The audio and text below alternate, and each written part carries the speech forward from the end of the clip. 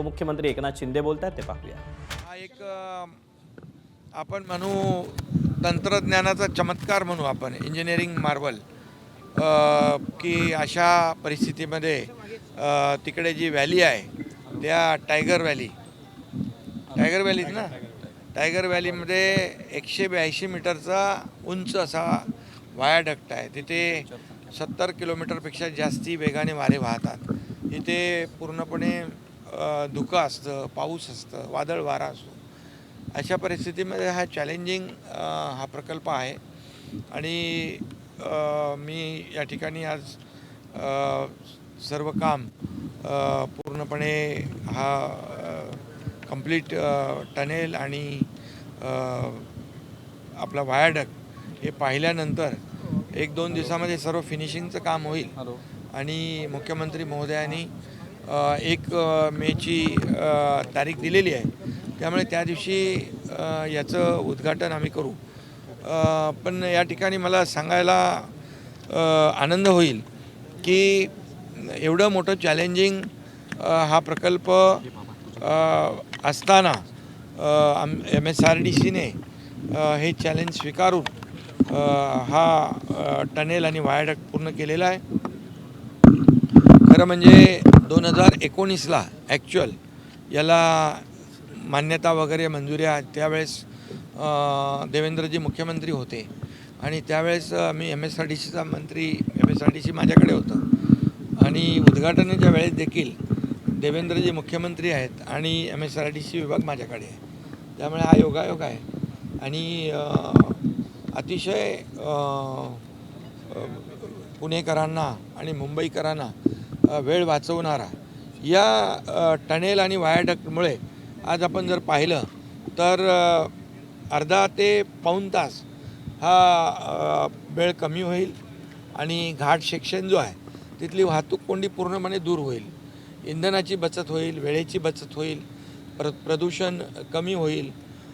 त्यामुळे खूप मोठ्या प्रमाणावर जसं मुंबई पुणे एक हा जो प्रकल्प त्या काळामध्ये हिंदुहृदय सम्राट बाळासाहेबांच्या संकल्पनेतून MSRDCचे तत्कालीन मंत्री आता केंद्रीय मंत्री नितीन गडकरी साहेबांनी त्यावेळेस केला आणि त्यावेळेस देखील आपण पाहिलं की हा फक्त मुंबई पुणे रस्त्यामुळे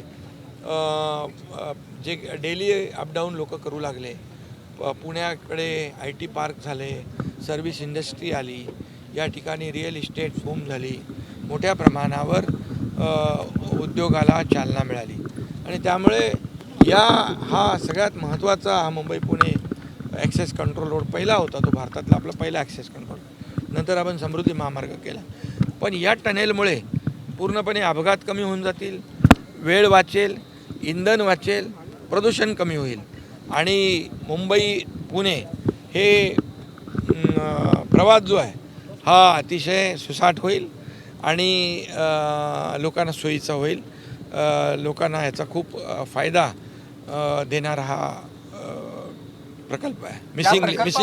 मिसिंग लिंक या प्रकल्पामुळे एकतर पुणे मुंबईचं अंतर कमी झालं, त्यासोबत प्रवास हा अधिक सुरक्षित झाला। मात्र साधारणतः 6,700 कोटी या प्रकल्पासाठी खर्च झालेत। टोलच्या बाबतीत काही धोरण असणार आहे का, टोल वाढणार आहे का, या वाढवला जाणार आहे का या बाबतीत? कारण जो खालापूरला जो टोल नाका आहे या टोलमध्ये काही वाढ होणार आहे का? नाही, आता टोल तर आपण तिथे टोल नाका आहे, इथे काही आणि ह्याच्यामध्ये टोल या टनेलचा टोल वगैरे घेणार नाही आणि टोलच्या रकमेमध्येही वाढ होणार नाही। पण आपण पाहतोय की किल्ल्याचं स्वरूप किल्ला बघा ना, हे बघा ना आपण इथं, कारण हे 4-5 गड आहे तिथे, आपल्या तिकोना आहे, लोहगड आहे आणि विसापूर आहे, तिकोना आहे, अशा प्रकारचे गड किल्ले आहेत। ह्या गड किल्ल्याचं इथे आपण एंट्री केलेली आहे, दाखवलेली आहे आणि पश्चिम महाराष्ट्राचं हे प्रवेशद्वार आहे आणि त्यामुळे आणि त्या पलीकडचा जी एंट्री पॉईंट आहे तिकडे आपण कारल्याच्या लेण्या ज्या आहेत, त्यामुळे इथं लेण्यांचं देखील आपण आणि ते पण देखील GRCत केलं आहे आपण, त्यामुळे 100 वर्षापेक्षा जास्त टिकाऊ आहे।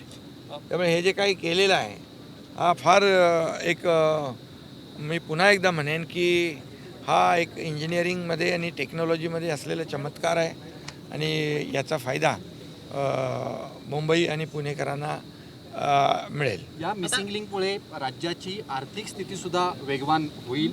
ती कशा पद्धतीनं होईल, त्याचा फायदा कसा राज्याला होईल? बघा, जेव्हा मुंबई पुणे रस्ता झाला ॲक्सेस कंट्रोल, त्यावेळेस आपण पाहिलं की पूर्वी घाटामध्ये 7-7, 8-8 तास प्रवासाला लागायचे. आज 2-2.5 तासामध्ये मुंबईतला माणूस पुण्यात जातो, पुण्यातला मुंबईमध्ये जातो. तिकडे पण पाहिलं आपण की service industry, IT industry, real estate, ह्या सगळ्या ज्या काय आहे त्याच्यामध्ये वाढ झालेली आहे. उद्योग वाढलेत आणि मुंबईला देखील रोज लोक ये जा करू लागलेले आहेत. आणि आता त्याच्यामध्ये आत्ता जो घाट आहे, या घाटामध्ये 10 लेनचं आपण 3 लेनमध्ये जातो नाही का. 10 लेन आहेत त्याच्या 3 लेनमध्ये जातो.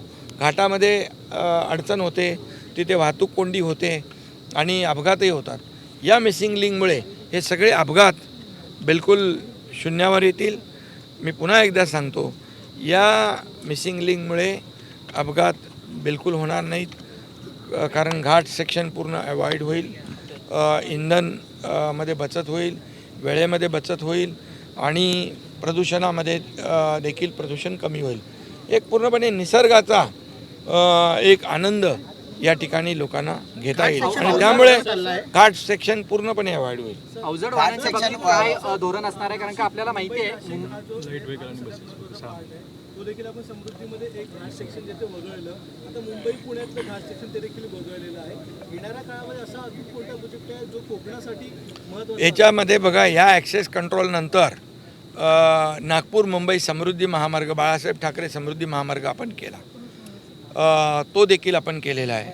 आणि आता ॲक्सेस कंट्रोल जो मुंबई सिंधुदुर्ग, तो आपण या ठिकाणी करतो आहे. सिंधुदुर्गामध्ये त्याचेही बहुतेक सगळे DPR आणि सगळ्या गोष्टी झालेल्या आहेत. त्याचबरोबर सिंधुदुर्गाचा कोकणातला कोस्टल रोड आपण करतो आहे. वसई विरार मल्टीमॉडल कॉरिडॉर आपण करतो आहे. त्यामुळे कोकण आणि हे अलिबाग हे सगळं त्यामुळे जवळ येणार आहे. आणि त्यामुळे ॲक्सेस कंट्रोल रोड महाराष्ट्रामध्ये कुठल्याही कोपऱ्यातून कुठल्याही कोपऱ्यात जाता आलं पाहिजे 7 ते 8 तासामध्ये, अशा प्रकारचं ॲक्सेस कंट्रोल ग्रीड या ठिकाणी आपलं सरकार करेल. आणि त्यामुळे मोठ्या प्रमाणावर कनेक्टिव्हिटी महत्त्वाची आहे. जलद वाहतूक ज्या राज्यामध्ये कनेक्टिव्हिटी महत्त्वाची जे असते आणि ज्याचे रस्ते आणि दळणवळण यंत्रणा सक्षम असते, त्या राज्याची प्रगती भरभराट वेगाने होत असते. हा अनुभव आहे आपल्याला.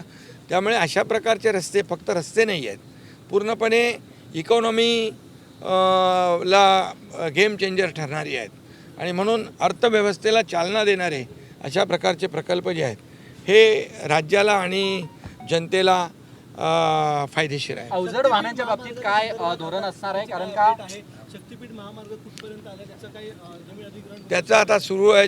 जिथे काही अलाइनमेंट आपण चेंज करतो आहे आणि त्यामुळे शक्तीपीठाच्या माध्यमातून देखील शेवटी लोकांच्यासाठी आम्ही करतो आहे.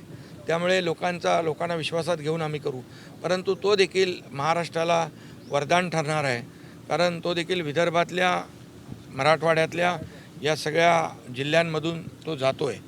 आणि त्यामुळे अशा प्रकारचे जे महामार्ग आहेत, ॲक्सेस कंट्रोल रोड, ते फार मोठ्या प्रमाणावर जनतेला दिलासा देणार आहेत.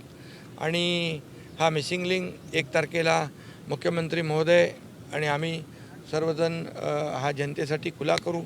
आता जवळपास 99% कंप्लीट काम झालेलं आहे.